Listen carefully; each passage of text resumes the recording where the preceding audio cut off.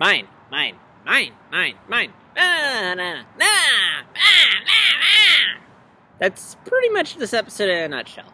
This is Best Friend. In this episode, Arnold, Rhonda, and Nadine, two names I'm probably never going to get wrong after this episode, are working on a project together. And Rhonda and Nadine have a bit of a disagreement about what their project should be about. Rhonda wants to do something related to fashion, Nadine wants to do something related to bugs, and ultimately they both decide to split up and do their own project, and they both want Arnold to work with them. So Arnold's caught in the middle of this crossfire where he's working with both. Both of them are sort of just using him as the messenger for the other and gossiping about each other to Arnold. And eventually Arnold has enough, so he decides to get them back together. So he tricks the two of them into meeting up in the park, forces them to apologize, they make up, and they decide to combine their projects and have the star of it be Arnold. This episode, again, continues the show's streak of spotlighting some of the lesser characters. We get our first Rhonda episode. Having episodes dedicated to some of the side characters, it helps drill the name into your head, so by the end of it, I'm like, the whole time I was watching, I was like, okay, Rhonda, Nadine, Rhonda, Nadine, Rhonda, Nadine. And now it's drilled in my head, and now I'm never going to forget it. Which, I apologize if earlier in this vlog series, like, I wasn't quite remembering all the names. But, again, in Season 1, like, it was mainly just Arnold and Gerald and occasionally Helga. And occasionally someone else. Whereas here, we're sort of getting the other characters more. So, as a result, because we're spending more time with them, I'm remembering the names more. So, thank you, show. Hopefully by the end of this season, I'll have everyone's name learned. I enjoyed this episode because it is realistic, because the Rhonda and Nadine's fallout is a result of their failure to compromise. And if there's one skill I think that's really, really challenging, not just for kids, but just people in general, is compromising. That you have your belief that you're so entrenched in, but in order to work with other people, sometimes it means giving up on your idea. You're not always doing what you want, or both sides have to give up something. And sometimes it works, and you lead to healthy relationships where things get accomplished. And in other cases, it leads to both sides being stubborn and so caught on their beliefs and not willing to budge that nothing gets done. Rhonda and Nadine's behavior was very relatable. Particularly the bit where they're gossiping about each other to Arnold instead of to each other. Like, I love the bit where he gets a call from Rhonda and he gets a call from Nadine, and he basically just knows exactly what they're going to say. I talk a lot about on these vlogs about how a lot of the ideas and premises for Hey Arnold I've seen before in other episodes, but the show's always able to do something charming with them. This is one of those. I've seen a bunch of cartoons where there's an episode where two friends get into an argument, fight, go their separate ways, then make up by the end of this episode.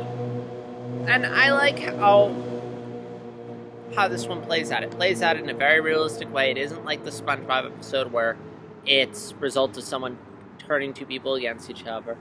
I also like how they're forced back together. Arnold forces them to apologize. He doesn't put them in a situation where they're forced to work together, which is what I thought they were going to do. He literally just says, you guys are going to sit down, make up, you guys are friends, don't let one argument ruin a friendship. Initially, I thought it was a little bit of a stretch to have them apologize, but the more I think about it, it's actually plausible.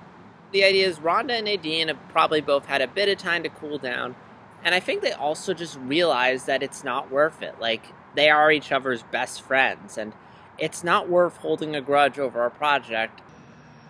And that's all I have to say on this one, other than I like the bit where Eugene missed the ball, where the ball missed Eugene for him. Like, what? And Eugene's like, it missed me! And then it hits him. The next episode is Steely Phil.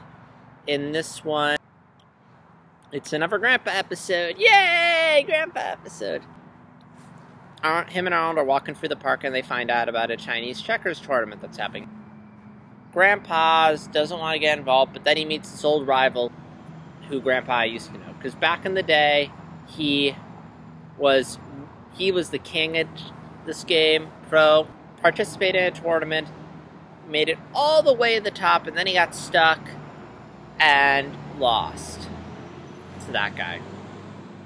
And then it turns out years later that he actually could have won. Not won, but he could have gotten a stalemate if he had done this one move. And he's filled with regrets. So he decides that, you know what, I'm going to get back into this. And Arnold helps him train, and Grandpa plows through the tournament, gets to the final round up against the same guy he was up against last time. And he learned from his mistake and wins the tournament. And again, there isn't a whole lot to this episode. What makes it charming is, one, it focuses on Arnold's grandpa, who I've mentioned several times is one of my favorite characters on the show, and this episode's no exception. There were a lot of fun, quotable grandpa lines. We get another flashback to young Phil. I like how this episode was aware of the flashbacks. Hey Arnold, we have a lot of grandpa flashing back to when he was a kid, and I like how the writers seem to know that they do this a lot, so Arnold's grandpa's like, get comfy, Arnold. We had some cute training things, like a lot of homages to Rocky, like him running up the steps, him cooking eggs and eating them. One thing I did enjoy about this episode is the role reversal, because we've had a lot of episodes of Hey Arnold where Arnold's down on his luck and his grandpa's there to pick him up and give him some advice, encourage him to push forward. And in this case, it's the other way around, where grandpa's the one who is down on his luck and needs some pickup, and Arnold's there to help get him back on his feet. And I thought that was a very refreshing change of pace. The only other thing I noticed in this episode is that Arnold's grandparents sleep in separate beds. I don't know if that's the way the boarding house is set up, or if there's a reason for it, but I mean, I want to say it's network restriction. Maybe the network didn't feel comfortable showing two adults sleeping in bed together, because I know that has been a network issue in the about. So I don't know if this was a deliberate choice, or if Nickelodeon stepped in and it's like, can't show them in bed together. Because, I swear I've seen cartoons where we've seen parents in the same bed, and it's been fine. Like the Hercules movie, I remember when Hercules gets kidnapped in the beginning, we see Zeus and Hera sleeping in the same bed. So I can't see this being a network thing, but that's the only thing I can think of. And until next time, this is JStars360 signing out. Take care.